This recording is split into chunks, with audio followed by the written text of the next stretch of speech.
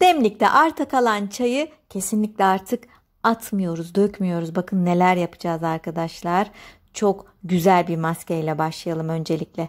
Çayımız ve mısır unumuz, arta kalan çay suyumuz ve mısır unumuz. Sadece bu iki malzemeyle süper bir maske geliyor. Peeling yapacağız bu maskeyle. Ölü deriyi atacağız. Cildimizi ışıl ışıl pırıl pırıl tertemiz yapacağız. 2 yemek kaşığı mısır ununu kabıma aldım ve üzerine şimdi çay suyundan ilave ediyorum. Siyah çay kullanıyoruz tercihen bu maske için ama yeşil çay da kullanabilirsiniz. Siyah çay cilt enfeksiyonlarına ve lekelere karşı çok güzel mücadele ediyor. Yaşlanmayı geciktiriyor. Cildi gençleştirme özelliğine sahip. Gözaltı şişkinliklerini ve o karanlık görüntüyü giderebiliyor arkadaşlar. İçerisindeki polifenoller ve taninler cilt hücresinin gençleşmesine olanak sağlıyor. O yüzden arta kalan çayı artık ne yapıyoruz? Dökmüyoruz. Hemen böyle iki malzemeyle çok basit, çok güzel bir maske yapıyoruz. Peeling etkisinden faydalanıyoruz. Sivilce, siyah nokta, lekeler, kırışıklık, işte bu kadar basit, çok etkili, güzel bir maske. Hemen ellerimde kullanıyorum. Tabii ki el bakımınızı da ihmal etmeyin arkadaşlar.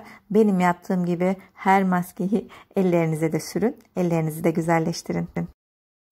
Evet, bugün maskeyi anneme yapacağız. 60 yaşında, artık sarkmalar, güneş lekeleri, kırışıklıklar var. O yüzden bu maske tam ona göre. O ölü deriyi atacağız.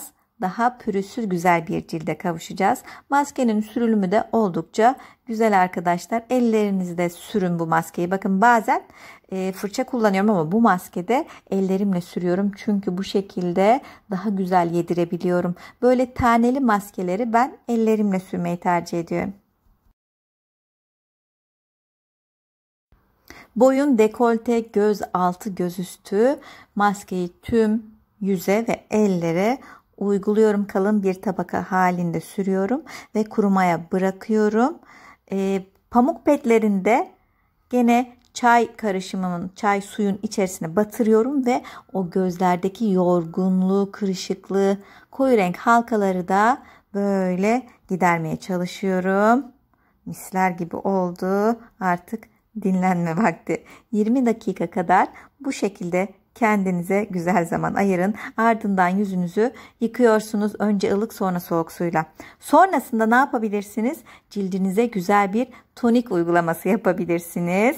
Ve bir 5 dakika beklersiniz. Nemlendirme yaparsınız.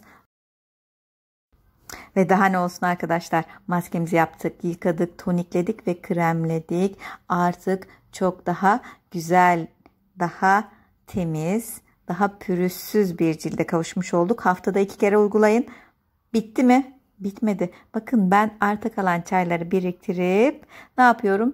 Temiz saçıma duştan çıkmadan önce hemen döküyorum. Bu şekilde bekletiyorum. Ve düzenli uygulama sonunda çok daha gür, hızlı uzayan saçlara sahip oluyorum. Peki arta kalan çayı dökmüyoruz dedik. Bitti mi? Bitmedi. Bitki bakımı. Ben arta kalan çayı posasıyla, suyuyla birlikte aloe veralarıma döküyorum. Topraklarını düzenli bir şekilde değiştiriyorum. Çok fazla güneş almayan yere koyuyorum. O püf noktalarını da söyleyeyim. Aloe veralarıma da ben bu şekilde bakıyorum. Daha güçlü, sağlıklı hale getiriyorum arkadaşlar. Bu arada lütfen kanalımıza hala abone değilseniz artık abone olun. Bildirimleri açın ve altyazılardan dilediğiniz dili seçip istediğiniz dilde altyazıları görün arkadaşlar. Kendinize çok iyi bakın. Hepinize desteklerinizden dolayı teşekkür ediyorum. Hoşça kalın.